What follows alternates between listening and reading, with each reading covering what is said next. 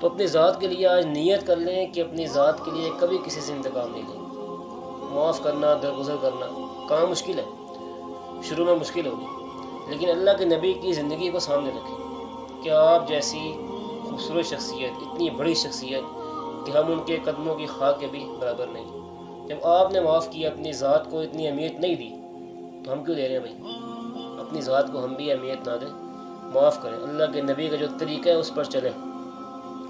ہاں، کوئی دینی مسئلہ ہو، دینی شاعر کا کوئی مسئلہ ہو، وہاں کھل کے بولیں، کیونکہ فرمایا کہ تمہاری دوستی بھی اللہ کے لیے ہو، دشمنی بھی اللہ کے لیے ہو۔ تو جو دینی شاعر میں کوئی مسئلہ آ رہا ہے، کوئی دین میں بگاڑ آ رہا ہے، تو وہاں آپ بولنے کا مسئلہ نہیں ہے۔ بسم اللہ الرحمن الرحیم۔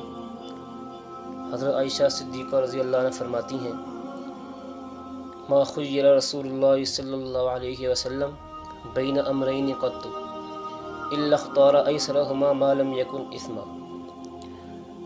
فرمایا کہ رسول اللہ صلی اللہ علیہ وسلم کے سامنے جب کوئی سے دو کام پیش کیے جاتے یا دو امور درپیش ہوتے تو آپ ان میں سے سب سے زیادہ آسان کام کو اختیار فرماتے تھے، ما لم یکن اثما، اگر وہ گناہ کا کام نہ ہوتا، فإن کان اثما، اور اگر وہ گناہ کا کام ہوتا، کان ابعد الناس منہ، تو آپ تمام لوگوں سے زیادہ اس سے دور ہوتے، مطلب اس گناہ سے دور ہوتے۔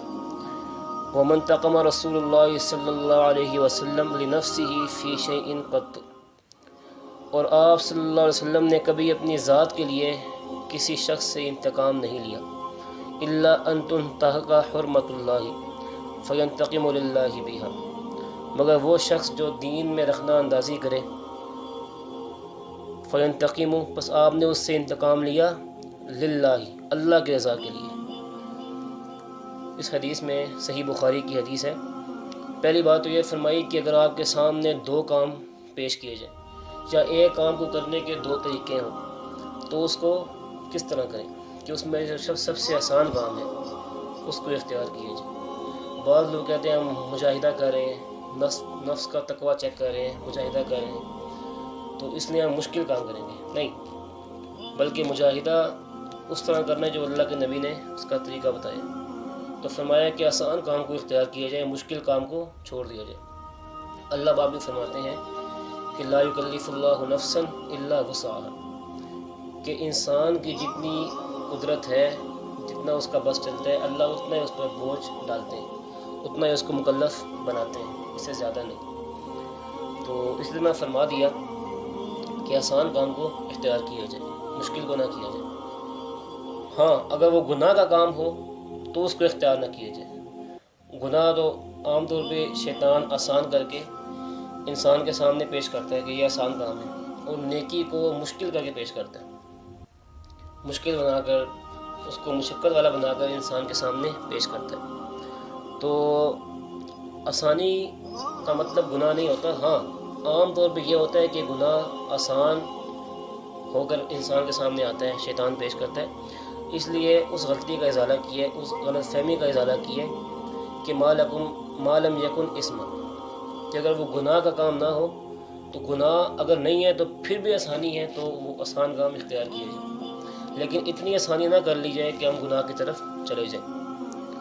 آپ نے فرمایا کہ اللہ کے نبی نے کبھی اپنی ذات کے لیے کسی سے انتقام نہیں لیا، قط، کبھی بھی اپنی ذات کے لیے کسی سے انتقام نہیں لیا۔ طائف کا واقعہ آپ کے سامنے ہے، اور بہت سے واقعات ہیں، سگا چچا اس نے کس طرح کا سلوک کیا، اور مکہ والوں نے کس طرح کا حال، حتیٰ کہ آپ مکہ چھوڑنے پر مجبور ہو گئے، لیکن اپنی ذات کے لیے کسی سے انتقام نہیں لیا۔ پھر جب مکہ فتح کی ہے تو آپ نے کیا اعلان کیا کہ سب کو عام معافی کا اعلان ہے۔ اگر اپنی ذات کا آپ نے انتقام لینا تو وہ بہترین دن تھا کہ آپ اپنی ذات کے انتقام لیتے کہ تمہاری وجہ سے میں نے مکہ چھوڑا، میں مجبور ہوا کہ میں نے ہجرت کی، تو آج میں تمہیں چھوڑوں گا نہیں، لیکن آپ نے کیا کیا، عام معافی کا اعلان، سب کو معاف کر دیا۔ تو جب اللہ کے نبی اتنی بڑی ذات کے مالک، وجہ وجود کائنات، آپ کی وجہ سے اللہ نے کائنات کو بنایا، کائنات کو پیدا کیا، آپ نہ ہوتے تو یہ کچھ بھی نہ ہوتا۔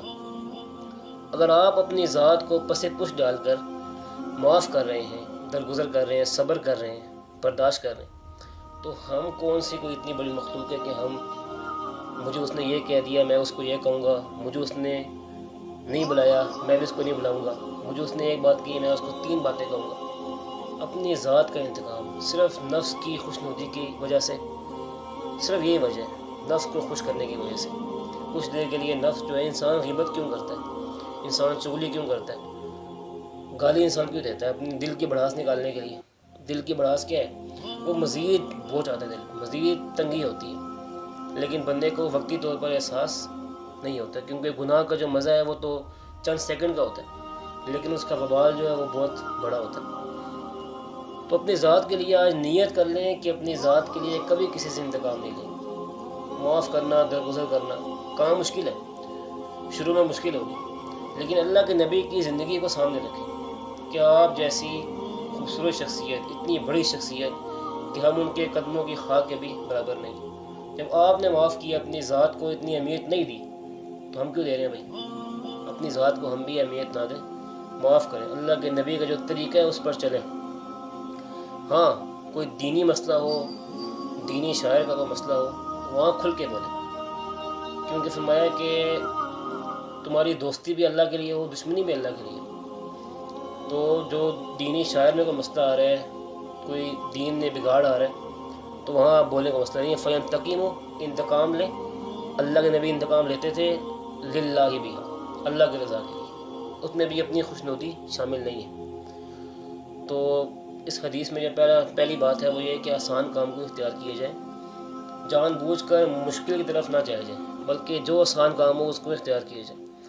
اور دوسری بات فرمائی کہ اپنی ذات کے لیے کسی سے انتقام نہ لیے جائیں، بلکہ معاف کرنا، درگزر کرنا، اور اللہ پہ چھوڑ دیں، جو بات بھی ہو اللہ پہ چھوڑ دیں۔ نہ ہم محتسب ہیں، نہ ہم قاضی ہیں، نہ ہم جج ہیں کہ ہم خود پیچھے پڑ جائیں اور انتقام لیں، نہیں، بلکہ برداشت کرنا، سننا اور صبر کرنا۔ اور جو وعدہ صبر پہ، ان اللہ مع الصابرین، اللہ فرماتے ہیں میں صبر کرنے والوں کے ساتھ ہوں۔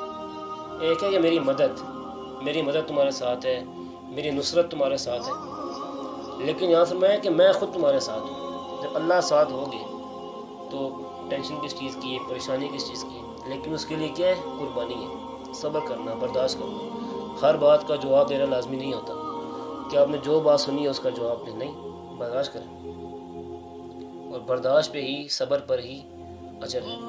اللہ پاک ہمیں دین کو سمجھنے کی توفیق عطا فرمائے۔